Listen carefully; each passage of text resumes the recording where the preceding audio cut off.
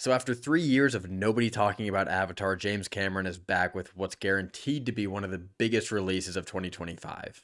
In Avatar Fire and Ash, Jake and Neytiri's family grapples with grief after Neteyam's death, encountering a new, aggressive Na'vi tribe, the Ash People, who are led by the fiery Varang as the conflict on Pandora escalates and a new moral focus emerges. I'm a fan of the first two Avatar films. Obviously, they're technical stunners, and I was really excited to see what new ground Cameron would break in this film, particularly as in the synopsis and in the trailer we see that there are going to be villainous Na'vi, which is something that I was really anticipating because for a species that's so close to humanity, I thought they were kind of getting off easy in the first two films. And I was interested to see how they embodied some of the more negative aspects of the human race. And the Na'vi on Na'vi combat is one of the cooler parts of this movie. There's an early sequence with some creatures that you've probably seen in the trailer. They're kind of like big hot air balloons, and it is an incredible action scene. There's a lot of airborne combat going on. Jake Sully's sliding down the side of one of these creatures as it bursts into flames. I was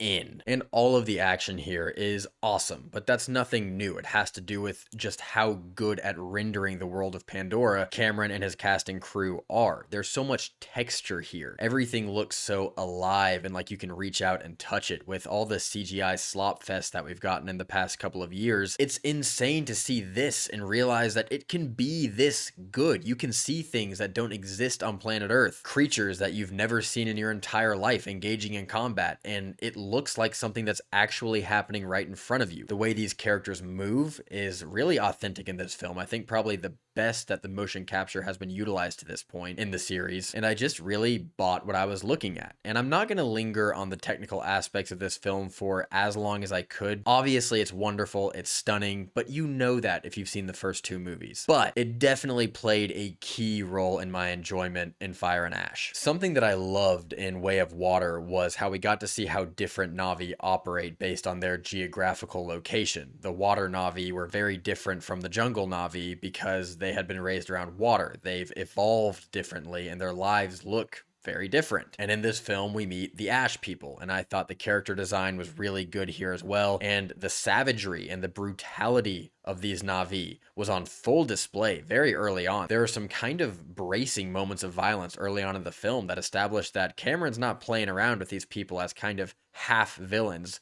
They're bad. And Una Chaplin, who is playing the leader of this tribe, is also excellent. I think she's a standout here. Her character was very well realized and extremely menacing. Unfortunately, the Ash People are just about the only new thing that we get to see in this entry, because this film is a lot more Way of Water Part 2 than it is Fire and Ash. The movie looks much the same. It's not a massive leap forward like we had in between the first and second, which is fine because it's only been a couple of years since Way of Water was released, but there's not really any new ground covered here. In the trailer, we were introduced to a new aesthetic with a volcano and ash floating through the air. We don't really get a lot of that in this movie. These people are introduced as very behaviorally different from the other Na'vi that we've encountered, but we don't get to know what their day-to-day life really looks like. We understand bits and pieces of how this tribe ended up where it is, living the life that they live, but we don't really feel like we get to absorb their way of doing things as much. And in that way, I felt a little bit robbed of any discovery in the film. And the familiarity doesn't start and end with the geography. It's also prevalent in the character dynamics here, as I felt that a lot of the situations in this film kind of felt like leftovers from Way of Water. Even when they were really compelling, I couldn't quiet the voice in the back of my head that was saying,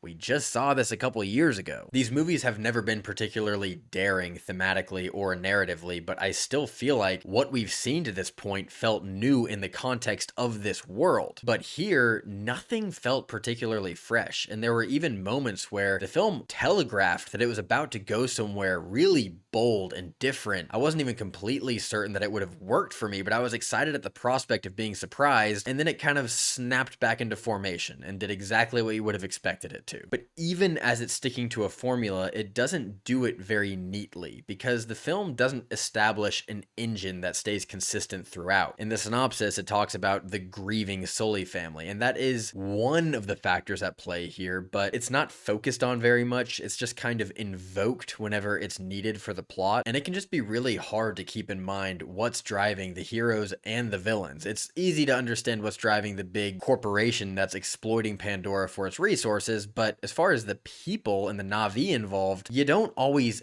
feel the motivation behind their actions. There are also scenes where the characters are separated, where Jake and Neytiri's children are doing little side quests, and the parents don't really voice any concerns with the fact that their children are not where they should be, and I just wonder if there was anything originally in the screenplay that didn't make it to the screen. I'm not really certain, but it just felt like there was a lot going on, and the screenplay didn't always track it very well. But as much as there was going on, there's not 3 hours of story here, and I'm a pretty big advocate for movies being as long as they need to be. I don't think there is a case for this movie being 3 hours. At this point, it feels like Avatar is about bringing people to Pandora for long enough that it feels like they got their money's worth, and it's not so much about the story or the characters or even the environmental themes that are kind of inextricable from these films. Feels like the goal is every few years to bring people back to this place that they love going to and keep them there for long enough. And I'm kind of a sucker for Pandora, so I'm not complaining too much, but when it really comes down to it, that's not servicing the film all that much. It feels more like a theme park. And I know I'm coming off as very negative on this movie, but like I said, I'm not going to spend that long talking about the wonderful technical aspects. You know it's great.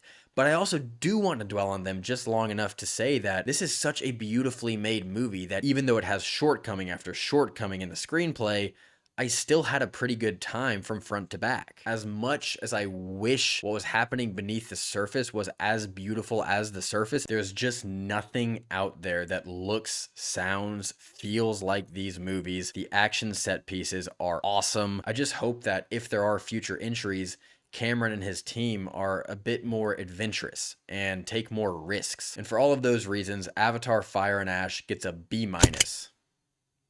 Definitely one of the most stunning theater experiences you can have in 2025. So go see it and enjoy it. Whether you're glad that James Cameron is spending the rest of his career in this world or not, it's always worth going to see what he's got for us. If you have seen the movie, please do let me know what you thought of it. If you enjoyed this video, please do like and subscribe, and I'll catch you at the movies.